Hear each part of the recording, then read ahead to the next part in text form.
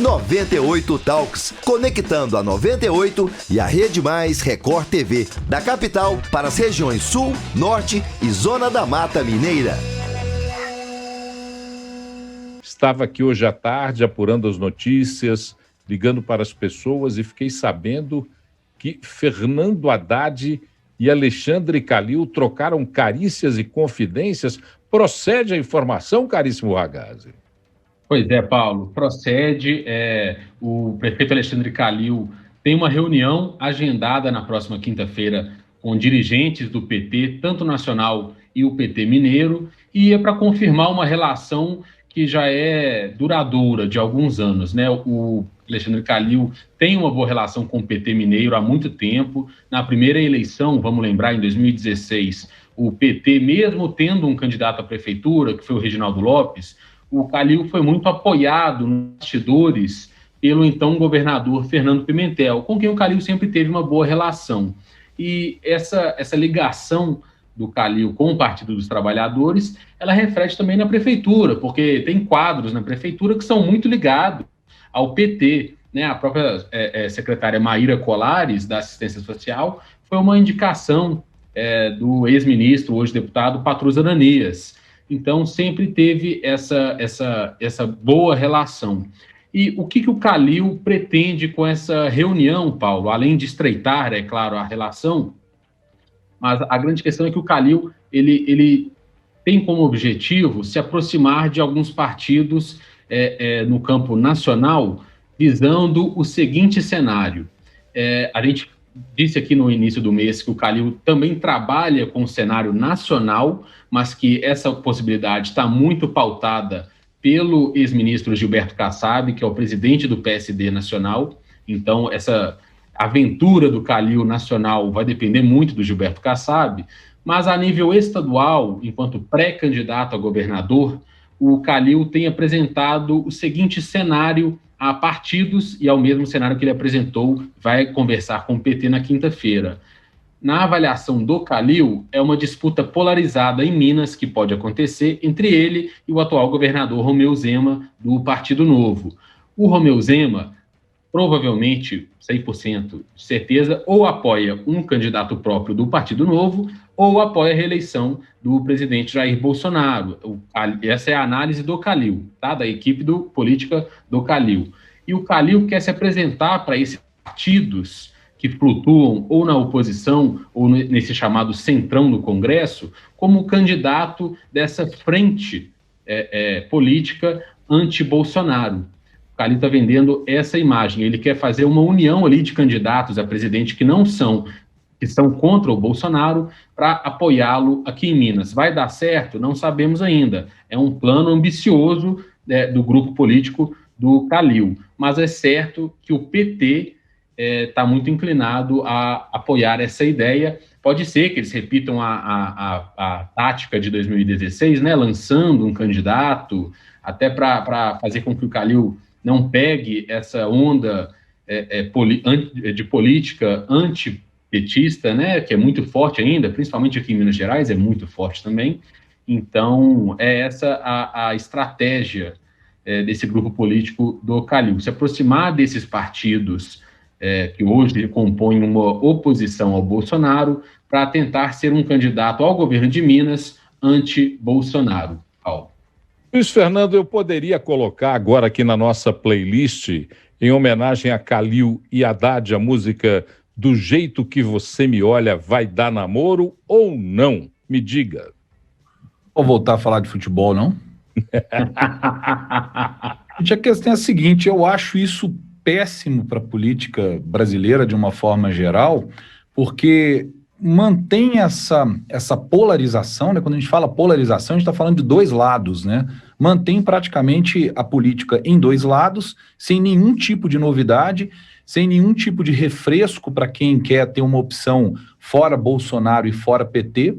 Você continua na mesma draga que a gente vem vivendo nos últimos anos, e a possibilidade disso dar certo no futuro, não a parceria especificamente Calil-PT, que eu acho que também tem nada a ver, mas nem ela, de acordo com interesses, né, que a gente nunca vai saber exatamente quais são, essas parcerias acabam seguindo por um tempo. PT, PMDB na presidência da República e no governo do Estado, PSDB e o antigo PDS, depois DEM, depois sei lá o quê. Enfim, são parcerias que a gente não consegue entender muito bem olhando de fora e que lá dentro os caciques que estão articulando essas parcerias conhecem os motivos exatos, mas elas nunca dão certo a longo prazo, elas sempre trazem problemas maiores do que soluções, e nós estamos vendo essa história se repetir na política brasileira. Eu acho, sinceramente, essa é a minha opinião, eu acho péssimo para a política nacional, acho que não tem nada de bom para sair de uma parceria como essa. Seria muito legal se a gente pudesse ter uma terceira via, uma terceira forma de discutir, um terceiro ponto de vista aí. E a gente não vai ter. Arroba Rodrigo Jacques, me diga uma coisa. Você compraria um automóvel usado dessa dupla ou você mandaria um despachante para conferir os documentos? Conta para mim. Ô, Paulo, eu achei tão estranho. Não achei estranho, não me surpreendeu, mas é impressionante o momento e o time, né? A gente está... E os discursos, eles são um pouco também conflituosos, eu acho. A gente está no meio de uma pandemia com recorde de pessoas morrendo no Brasil inteiro e a campanha de 2022 já está com o carro na rua e as pessoas tratando de temas que não são tão relevantes neste momento como prioritários. Acho errado, isso sim é um equívoco muito grande, é natural que tenha que fazer esses alinhamentos, mas eu acho que é precoce, e isso a gente já fala há muito tempo, desde que o Jair Bolsonaro foi eleito, já se começaram a fazer a campanha para que o derrotassem na próxima. Então isso cria-se no país uma instabilidade e uma gestão pública um pouco desfocada para aquilo que ela deveria se prestar. Tanto um prefeito quanto um governador e um presidente, eles em mandato, eles deveriam estar preocupados com uma pauta que é das pautas mais sérias que a gente já viveu e vivenciou na história. A gente precisa de resolver problemas de vacina, a gente tem um problema hoje de volta às aulas, onde uma prefeitura nem sequer recebeu os representantes que foram até eles dialogar, não houve diálogo com as pessoas que buscam aí uma saída ou uma solução para a volta às aulas, mas ao mesmo tempo haja tempo para receber os petistas para tratar de assuntos que, no meu ponto de vista, neste momento, são de menor importância, são necessários, mas eu acho que é inadequado o timing dessa história, principalmente numa semana onde a gente está vendo aí vários alagamentos, riscos de chuva pesado, uma agenda que vai se atribular por conta de estar ainda no início de uma vacinação, onde já foi reportado aqui a morosidade por parte do secretário Jackson Wagner, e isso já estava incomodando o próprio prefeito, e no meio desse caminho, você ainda sentar para poder tratar de assuntos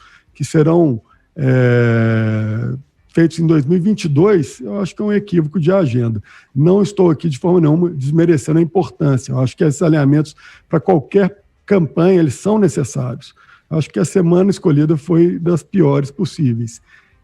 Posto isso, acho que eu não entendi um pouco só a questão do Haddad. Do meu ponto de vista, o PT está completamente enterrado no Brasil inteiro. O Haddad é prova disso, que ele não conseguiu vencer Jair Bolsonaro. E quando eu vejo essa aliança, parece que é o PT tentando tirar a terra de cima deles e jogando a terra em cima do Calil. Porque enquanto o Calil goza de uma aprovação recorde na cidade, na capital de Belo Horizonte, o PT tem aí uma imagem péssima no país inteiro e principalmente em Minas Gerais. Então não vejo disso aí uma aliança estratégica. Não entendi por parte do Calil, por parte do PT está muito claro. Antes do Ragazzi falar, só lembrar duas coisas para o Rodrigo. Belo Horizonte ainda tem aí um leve reduto petista. Se a gente fizer aí... Mas eu estou falando da seara estadual, né? Mas eu estou dizendo aqui em Belo Horizonte, onde teve um encontro, tem um leve reduto petista. A segunda questão, Rodrigo, eu apurei e conversei rapidamente com uma das lideranças do PT. Esse encontro da Liga Árabe, Calil e Haddad, o PT tem todo o interesse de aproximar-se de todos aqueles, e isso são palavras de quem conversou comigo, uma fonte do PT. Eles têm todo o interesse de aproximar-se a todos aqueles que façam oposição a Jair Bolsonaro. E disse que a aproximação de Haddad e Calil é natural. Haddad é um candidato à presidência da República, segundo essa fonte, e Calil com muitas chances de ser governador.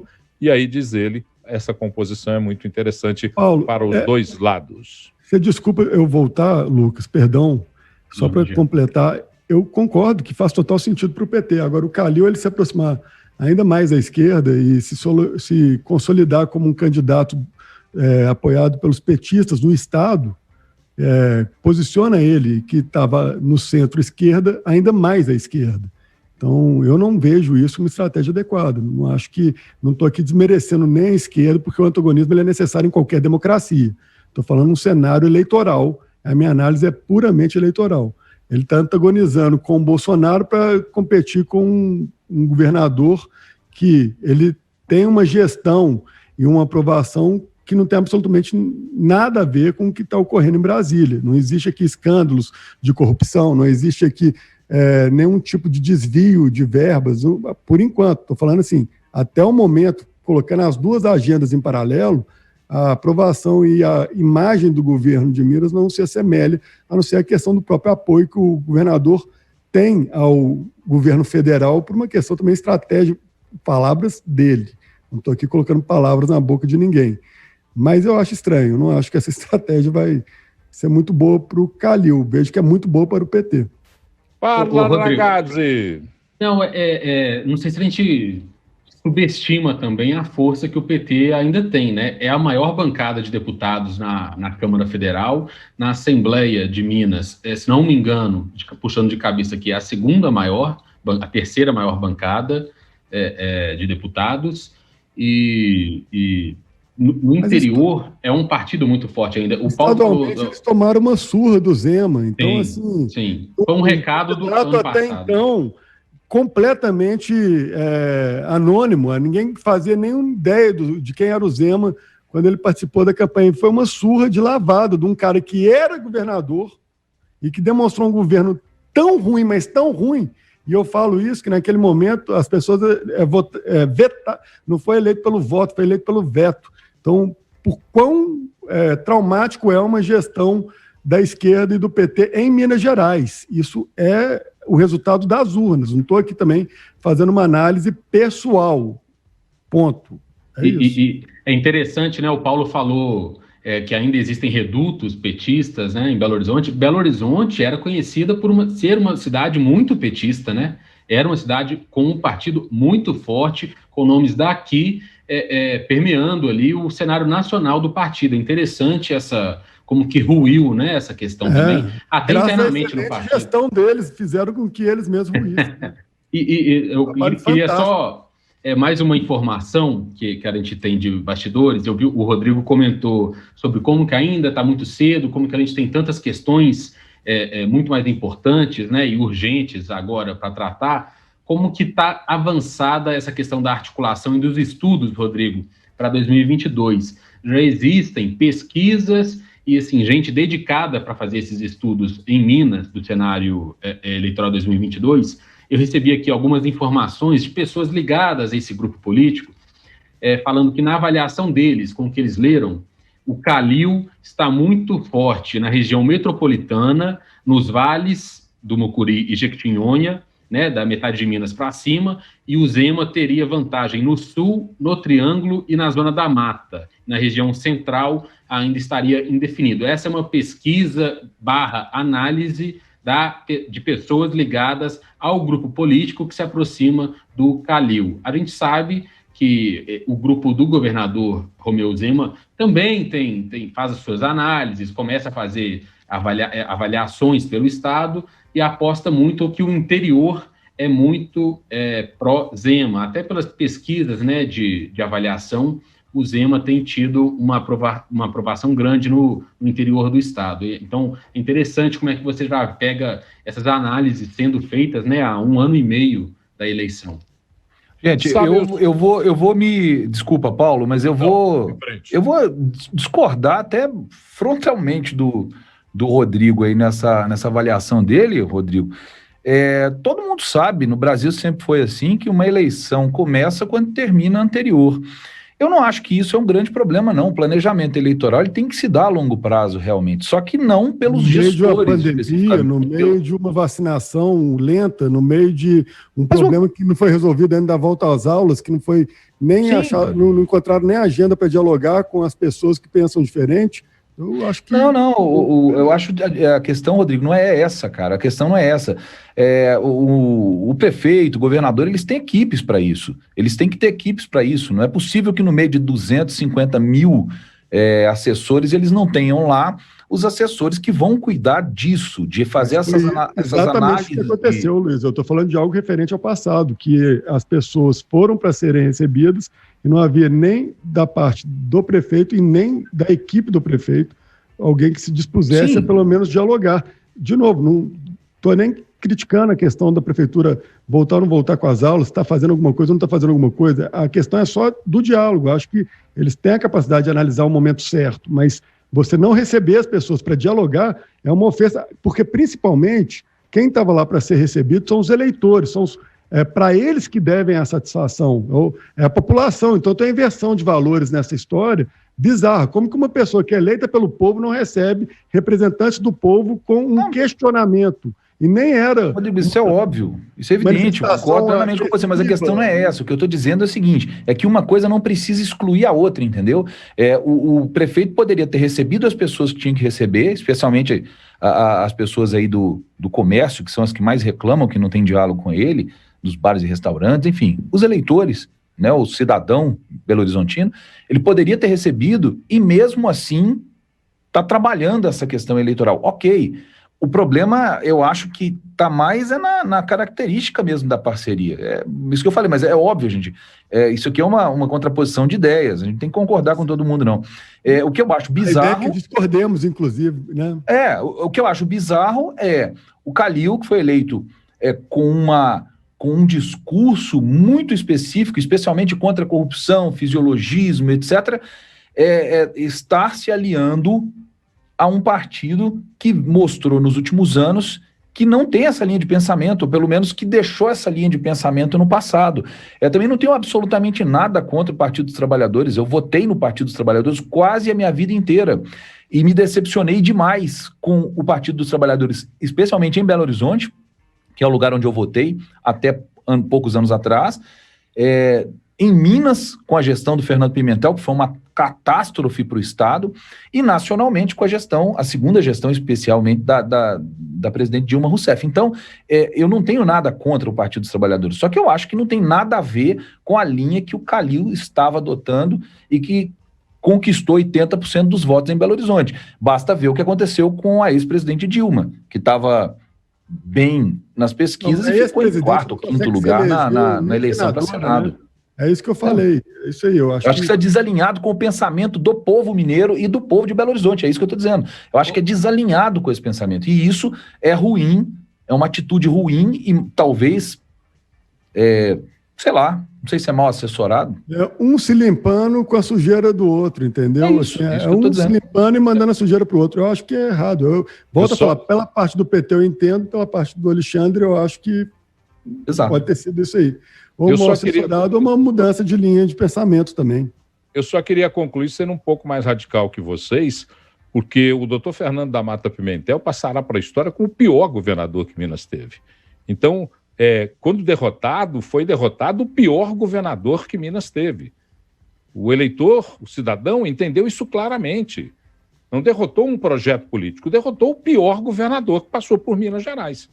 Isso foi evidente no resultado obtido nas urnas, não há que se tapar o sol com a peneira. Ô, Paulo, amigos, só para fazer um complemento, claro. Me parece que o PT de Minas sabe dessa fragilidade, tem conhecimento, tanto que desde 2016 tem adotado essa estratégia de lançar candidatos, mas nos bastidores fazer um apoio, né, dar suporte, seja de material, de contatos, apoio político ao Calil. Então, a estratégia que me parece estar sendo desenhada é algo semelhante, não o PT integrar a chapa do Calil, talvez até lançar algum nome, o PT, para não fazer com que essa imagem do negativa que o PT tem com parte da população seja atribuída ao Calil, atrelada à imagem do Calil. Então, a construção que me parece estar sendo feita é algo nesse sentido. 98 Talks, conectando a 98 e a Rede Mais Record TV, da capital para as regiões Sul, Norte e Zona da Mata Mineira.